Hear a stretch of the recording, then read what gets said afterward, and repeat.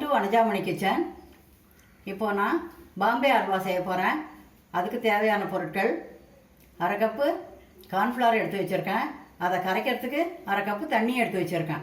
பாம்பே அல்வா செய்ய தேவையான பொருட்கள்: 1/4 கப்பு ரிஃபைண்ட் ஆயில், 1/4 கப்பு நெய் காய்ச்சி எடுத்து வச்சுருக்கேன், அரை கப்பு தண்ணி, 1 கப்பு சர்க்கரை, கொஞ்சம் ஏலக்காய் சர்க்கரை போட்டு பொடி பண்ணி வச்சுருக்கேன், கொஞ்சம் கலர் பவுடர். பாம்பே அல்வா எப்படி செய்கிறதுன்னு பார்க்கலாம் வாங்க. ஸ்டவ் ஏற்றிட்டேன். முதல்ல சர்க்கரையை கொட்டிக்கலாம். 1 கப்பு சர்க்கரைக்கு அரை கப்பு தண்ணி. சர்க்கரை கரையிற வரைக்கும் காய்ச்சணும். சர்க்கரை கரையட்டும். அதுக்குள்ளே மாவு கரைச்சிக்கலாம். கார்ன்ஃப்ளவர் மாவு அரை கப்பு போட்டுக்கலாம்.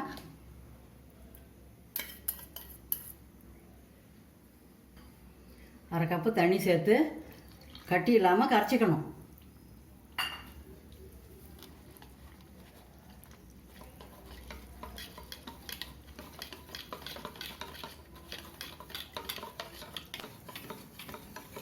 கட்டி இல்லாமல் கார்ன்ஃப்ளவர் மாவை கரைச்சி வச்சுக்கணும்.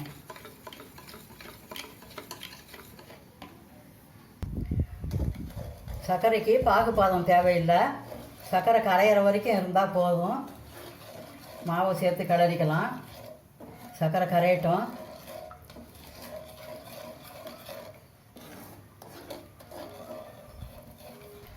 சர்க்கரை கரைஞ்சி விடுது. நல்லா கொதிக்கட்டும். கொதிக்கும்போது மாவு கலந்துக்கலாம்.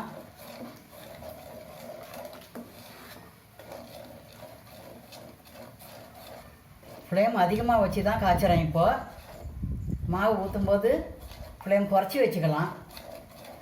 குறைச்சி வச்சுட்டு தான் ஊற்றி கிண்டணும். மாவு கொதிக்கட்டும். சர்க்கரை கொதிச்சுடுது. இப்போ மாவை ஊற்றிக்கலாம். மாவு ஒன்று ஒரு தரம் கரைச்சிட்டு தான் ஊற்றணும்.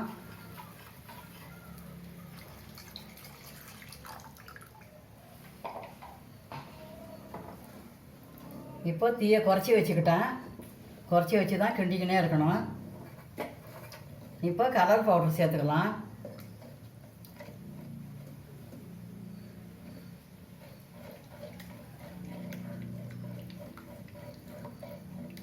தீயை குறைச்சி வச்சு தான் கிண்டணும்.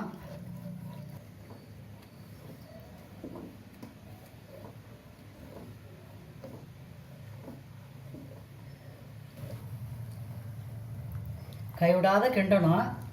கிண்டிக்கினே இருக்கணும். கட்டி பதம் ஆகிற வரைக்கும் கை விடாத கிண்டணும்.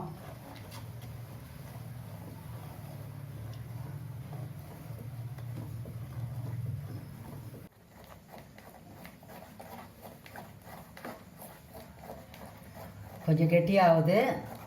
இன்னும் கொஞ்சம் கெட்டியாகட்டும். இப்போ ஏலக்காய் தூளை போட்டுக்கலாம். இன்னும் கொஞ்சம் கெட்டியாகட்டும். நெய்யும் எண்ணெயும் காய்ச்சி வச்சுருக்கோம் இல்லையா, கொஞ்சம் கொஞ்சமாக கலந்துக்கலாம். கைவிடாத கிளறணும். ஏலக்காய் தூள் போட்டுக்கிறேன்.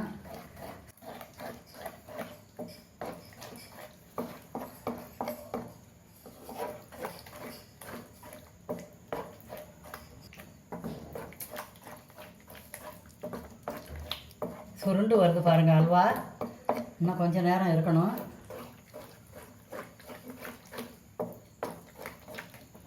இப்போ முந்திரி பருப்பை சேர்த்துக்கலாம். வறுத்து வச்ச முந்திரி பருப்பு அதை சேர்த்து கிளறிக்கலாம்.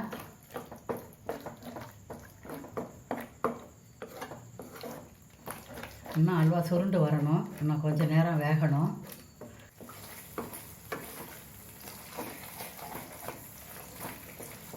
இப்போ ஜாதிக்காய் பொடி போடுறேன். ஜாதிக்காய் பொடி போட்டால் வாசனையாக இருக்கும், டேஸ்ட்டாகவும் இருக்கும். பாருங்கள் சுருண்டு வருது பாருங்கள். இதுதான் இதுக்கு பதம். இன்னும் 2 நிமிஷம் இருக்கலாம். ஜாதிக்காயை காய துருவுறமில்ல, அதில் வச்சு சீவி தூள் போடணும். அல்வா சுருண்டு வந்துடுது. இதுதான் இதுக்கு பதம். நெய் பிரிஞ்சுடுது. இப்போ எடுத்து கொட்டிக்கலாம். இப்போ அடுப்பை ஆஃப் பண்ணிடுறேன்.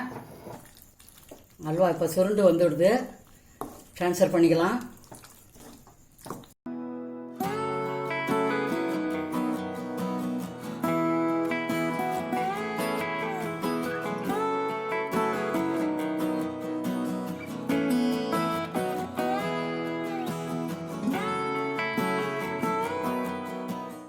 பாம்பே அல்வா ரெடி ஆயிடுது.